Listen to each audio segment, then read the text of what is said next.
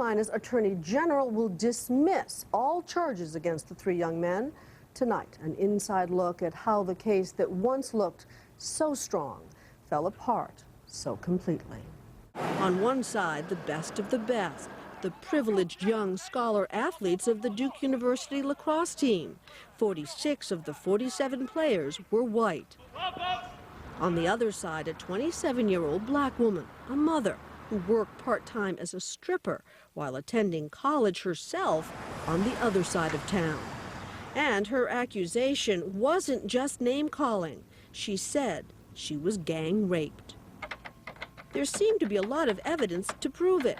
An email uncovered by the police that one lacrosse player sent early the next morning, hinting at what seemed to be the player's shocking and violent intentions. "I've decided to have some strippers over," it read. "However, there will be no nudity.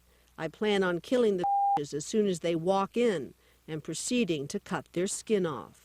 81 indictments, 12 of the 18 jurors sitting on the... Within 2 weeks, the story had riveted viewers across the country. It seemed everyone had an opinion, and many believed the alleged victim. They've gotten away with a lot for a very long time. Why not go home and celebrate? You don't think you're going to get in trouble? Some of the responses from college officials fueled the fire. Unfortunately, they're young men, and sometimes young men make bad decisions, make some bad judgments, and that's what this whole incident's about.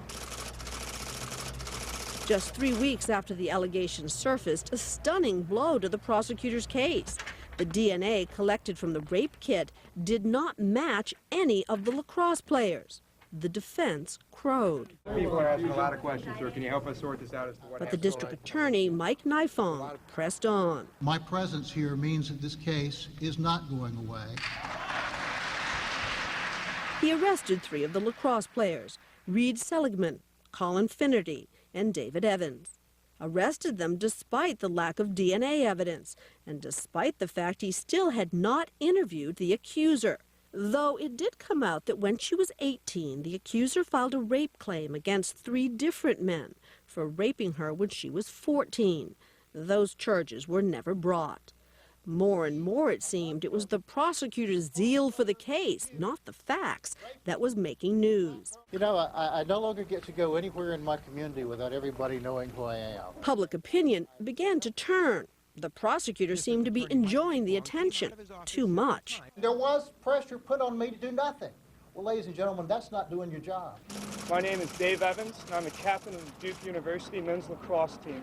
Dave Evans was the first of the accused to speak out and declare his innocence. These allegations are lies, fabricated, and they will be proven wrong. More troubling evidence began to spill out. Defendant Reed Seligman is seen here taking money out of an ATM at the same time he was supposed to be raping the accuser. But perhaps most devastating was this woman, the dancer who had performed alongside the accuser that night at the Duke party. She said if there was a rape, she did not see it. I never saw a rape occur. Everybody knows, I think, it's hard for me to remember who knows what, you know, because the facts are so simple to me, so elementary. The facts, as Kim Roberts told them, were that the lacrosse players were disappointed in their striptease, that racial slurs were used, and that then they left. As she told Chris Cuomo, the accuser wanted it to appear she had been attacked. What did she say to you that you haven't told people before? Put marks on me. Go ahead. That's what I want. Go ahead. And it chilled me to the bone. Mr. Nifong, you're going to accuse yourself of the case. Despite all this, Mike Nifong wasn't backing off. He began to duck the cameras he had once sought out. By December, the prosecution was falling apart. Mike Nifong's own witness, DNA expert Brian Meehan, punched a huge hole in the case when he testified that he and the district attorney had agreed to withhold DNA evidence from the defense. Withheld, it wasn't just that none of the lacrosse players' DNA had been found in the accuser's rape kit. The DNA of 5 other men was found and not disclosed. But the prosecutor still maintained he had done nothing wrong. There was no attempt to hide anything from the way the report was done. I've never heard another instance, never, since my first DNA case in 1986 of a prosecutor saying to a forensic biologist, just give me the results I want to hear. Unconscionable. Equally shocking, 9 months into the case, the DA, by his own admission, had still not interviewed the accuser. And when he did, in December, he discovered her story had changed. She was unable to say whether she had been raped at all. Oh, I think one of the tragedies of this case is that there is no way to make these 3 young men who were accused whole again if the accusations have been false.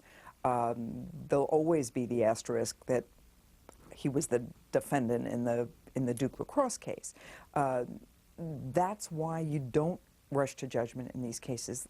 With the case falling apart, Mike Nifong now faced charges of his own, allegations that his behavior violated the state ethics regulations. And that's why prosecutors need to be held to such a high standard.